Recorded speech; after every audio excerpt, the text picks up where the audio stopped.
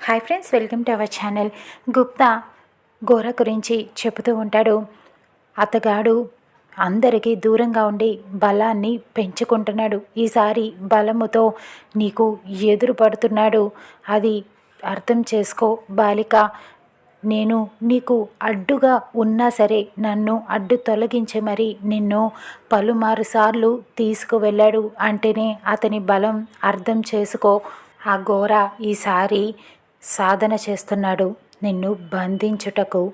ఈసారి నీ తరము ఎవరి తరము కాదు విడిపించుకొనుట. నేను ఆ యమధర్మరాజు కూడా ఏమీ చెయ్యలేరు. నిన్ను వదిలించుకొనుట చాలా అసాధ్యం బాలిక. నీవు ఇక్కడే ఉండవలనని నిర్ణయించుకున్నావో అది ఆలోచించుకో. ఈసారి నువ్వు ఆ ఘోర చేతికి చిక్కినచో ఎవ్వరూ కాపాడలేరు. ఆ ఘోర మళ్ళీ తిరిగి రావటానికే సాధన చేస్తున్నాడు, బలము చేకూర్చుకుంటున్నాడు అని హెచ్చరిస్తూ ఉంటాడు. ఇక అరు టెన్షన్ పడుతూ ఉంటుంది, ఆలోచనలో పడుతుంది. ఇక్కడ మనోహరి అటు ఇటు తిరుగుతూ ఆలోచిస్తూ ఉంటుంది. ఇలా జరిగిందేంటి అనుకుంటుంది. ఉదయం జరిగిన దాని గురించే అమర్తో ఆ కాఫీ ఇచ్చిన సంగతి సదాశివం నువ్వు ఇక అమర్ గదిలోకి రావడానికి కూడా వీల్లేదు అని చెప్పిన మాట గురించే ఆలోచిస్తూ ఉంటుంది. ఇదంతా మిస్సమ్మ వల్లే వచ్చింది కాదు, ఇదంతా ఆ అరు వల్లే వచ్చింది. అసలు నా నెత్తిన దాని చెల్లెల్ని తీసుకువచ్చి కూర్చోపెట్టింది.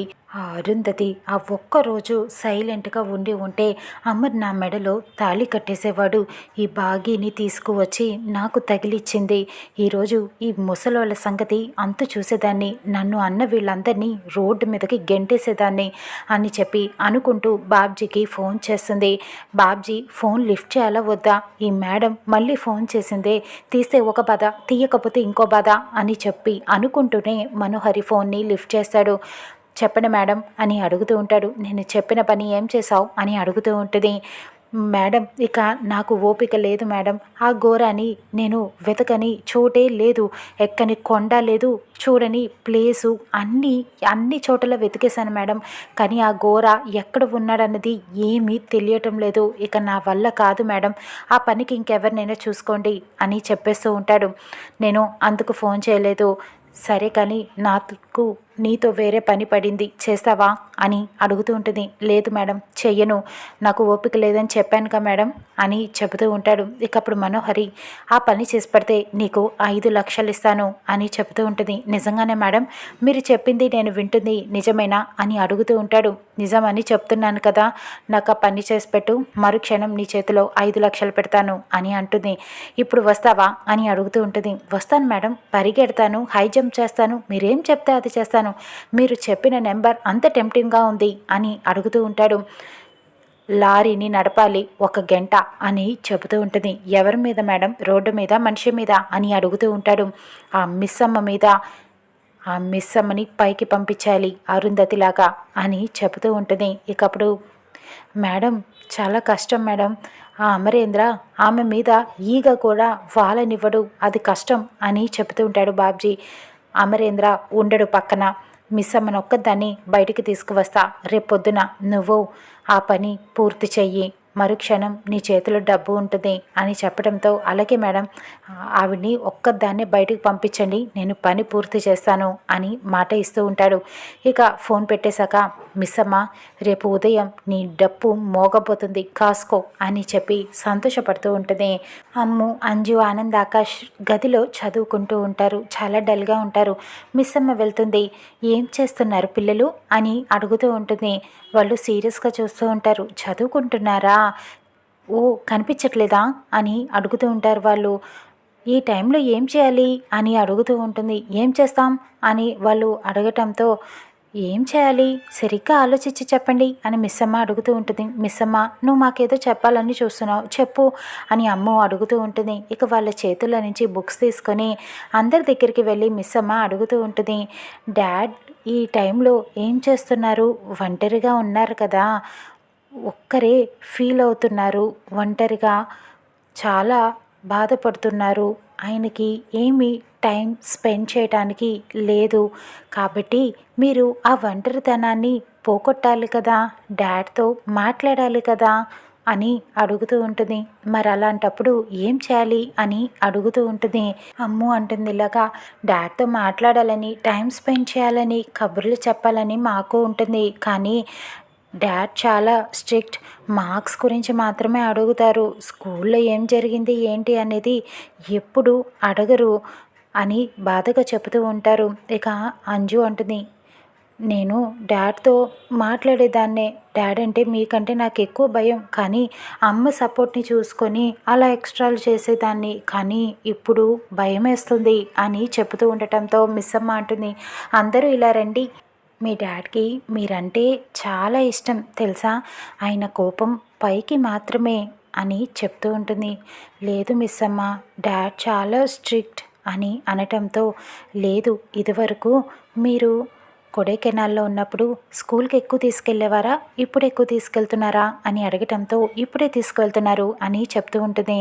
ఇదివరకు మీ అమ్మ ద్వారా మీ విషయాలన్నీ కూడా తెలుసుకునేవారు, అందుకే అప్పుడు తీసుకువెళ్ళలేదు.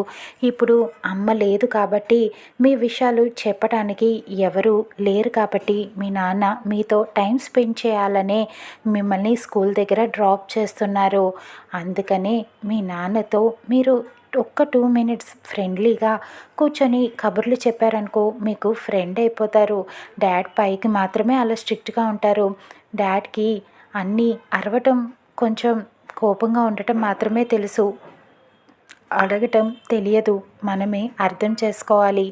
కాబట్టి మీరు వెళ్ళి మాట్లాడండి అని చెప్పడంతో, డాడ్ రెస్ట్ తీసుకుంటారేమో, కోప్పడతారేమో ఇప్పుడు వెళ్ళి మాట్లాడితే అని అంజు అడుగుతూ ఉంటుంది. ముందు వెళ్ళి మాట్లాడండి, మీకే తెలుస్తుంది అని చెప్పడంతో అందరూ వెళ్ళటానికి ఆలోచిస్తూ ఉంటారు. ఇక సదాశివం, నిర్మల మిస్సమ్మ మాటలు విని సంతోషపడుతూ ఉంటారు. ఇక అమర్కి ఏ లోటు లేదే, జీవితాంతం అమ్మలా చూసుకునే మిస్సమ్మ ఉంది కదా అని ఆనందపడుతూ ఉంటారు. ఇక పిల్లల్ని బలవంతంగా అమర్ రూమ్లోకి పంపిస్తుంది. అరు చూస్తూనే ఉంటుంది. ఇదంతా కూడా వాళ్ళు నువ్వు మాట్లాడని అనుకుంటూ ఉంటారు. ఇక మిస్సమ్మ బయట నుంచొని చూస్తూ ఉంటుంది. డాడ్ అని చెప్పి పిలవటంతో అమర్ ఏంటి అని అడుగుతూ ఉంటాడు. మీకు ఎలా ఉంది, పెయిన్ తగ్గిందా, ట్యాబ్లెట్లు వేసుకున్నారా, జ్యూస్ ఏమైనా కావాలా అని అడుగుతూ ఉంటారు. అంతా బాగానే ఉందని అమర్ చెప్పడంతో అలా మౌనంగా నుంచొని ఉండిపోతారు. ఇక భయం వేసి పిల్లలు వెనక్కి వెళ్ళిపోతూ ఉండగా, పిల్లలు ఏమైనా చెప్పాలా అని అడుగుతూ ఉంటాడు అమర్. మీతో మాట్లాడాలని ఉంది డాడ్, కాసేపు అని అడుగుతూ ఉంటారు. బెడ్ టైం అయింది కదా అని అమర్ అడుగుతూ ఉంటాడు. పర్లేదు, మాకు నిద్ర రావట్లేదు, నీతో కాసేపు కూర్చొని మాట్లాడాలని ఉంది అని వాళ్ళు అడుగుతూ ఉంటారు. అమర్ చాలా ఆనందపడుతూ రండి అని చెప్పి పిలుస్తూ ఉంటాడు. నలుగురు అమర్ పక్కన కూర్చొని సరదాగా స్కూల్ విషయాలు, అన్ని విషయాలు కబుర్లు చెప్పుకుంటూ నవ్వుకుంటూ ఉంటారు. ఇక అమర్ కూడా పిల్లలతో చాలా ఎంజాయ్ చేస్తూ ఉంటాడు. మిస్సమ్మ చూసి సంతోషపడుతుంది. అరు కూడా ఇదంతా చూసి ఆనందపడుతూ ఉంటుంది.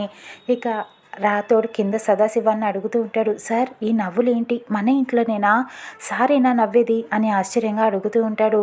ఎలా సార్ అని అడగటంతో, అదిగో అంతా మా ఇంటి మహాలక్ష్మి వల్లే అని చెప్పి మిస్సమ్మని చూపిస్తూ ఉంటాడు.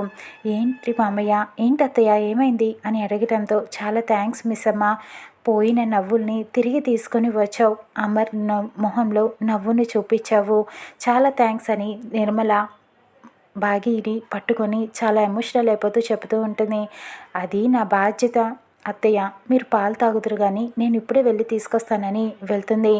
ఇక మిస్సమ్మని చూసి సదాశివం, నిర్మల చాలా ఆనందపడుతూ ఉంటారు.